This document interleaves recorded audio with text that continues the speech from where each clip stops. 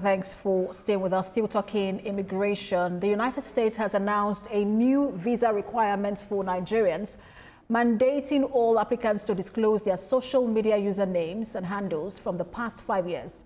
In a statement posted on X, the U.S. Embassy in Nigeria warned that omitting social media details could result in visa denial and ineligibility for future applications. The directive applies to all DS-160 visa forms. The Nigerian government has responded to the new policy, which comes as Washington continues to tighten travel rules, particularly for African countries. In recent years, the U.S. has restricted temporary stay visas for Nigerian visitors to just 3 months and imposed wider travel bans affecting several African nations. The Trump administration has defended the measures as necessary for national security, with applicants from some countries now also required to pay bonds of up to $15,000 when applying for U.S. tourist or business visas. U.S. immigration lawyer Andrew Thomas joins me on the work now for more on this. Good to have you join us. Thank you for having me. Again, we continue to see more stringent and restrictive visa rules and regulations from the U.S., this time for Nigeria. Just talk to us about this. The Trump administration says it's for national security. But how do you, what's your assessment of this new rule?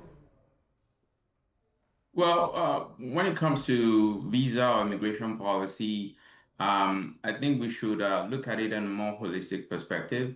When an embassy or a consulate rolls out guidelines, they don't just roll it out in isolation. They roll it out based on policy put forward by the State Department.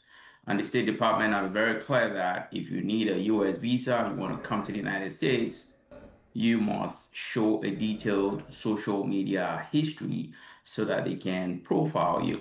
I guess that is another way to profile people, target people, and keep people whose opinions the American government might not like. And it's a huge irony given that the American society is a champion of free speech via the First Amendment. But the part of it that I find a bit tricky is the fact that it says omitting social media information could lead to visa denial and ineligibility for future visas. Sometimes this is just an honest mistake and not necessarily that one omitted it out of mischief.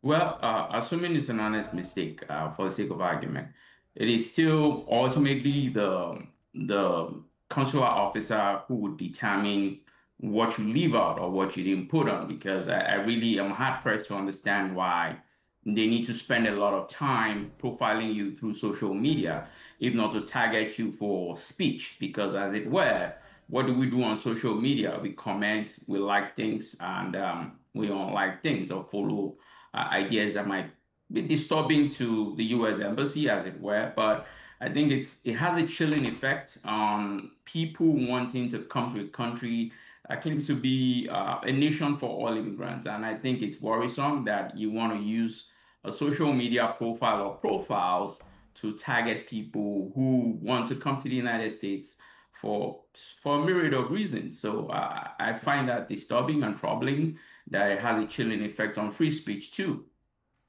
And we're also not hearing about cancellation of visas recently for some students. And it's a bit worrying if, the impact that will have on exchange programs. Well, the impact is far-reaching. And like I said, it is disturbing that the rules are applying to a set of people. If you have a visa and come to the United States, the rules should apply to you evenly, just like everybody. The First Amendment guarantees free speech. And apart from that, the U.S. universities, especially state universities, have a lot of challenges to face because annually, international students contribute up to $40 billion for tuition, living expenses, and housing. And if you decide to revoke visas on a whim based on crimes that are not considered violent, I think the biggest loser will be the United States. In any case, if you look back, most innovators in the United States came through the F1 visa route. So the United States will be the biggest loser, trying to send people back to their country of origin based on the fact of the things they post on social media, the protests they choose to attend, or the fact that they were driving under the influence. Nobody is justifying crime, but I believe it is too punitive, considering the investment to relocate to the United States as an international student. There should be fairer ways to address people when they run foul of the law, and sending them back home because they made mistakes is too punitive. And how should the Nigerian government respond to all of these immigration policies holistically and also protect its citizens? Well, the government should be very creative in trying to leverage to force the American government to drop some of these policies that are targeted at people perhaps they don't want to see in the United States. Thank you so much for your time. It's always a pleasure to have your analysis on immigration issues. U.S. immigration lawyer Andrew Thomas. It's a pleasure to be here. Thank you.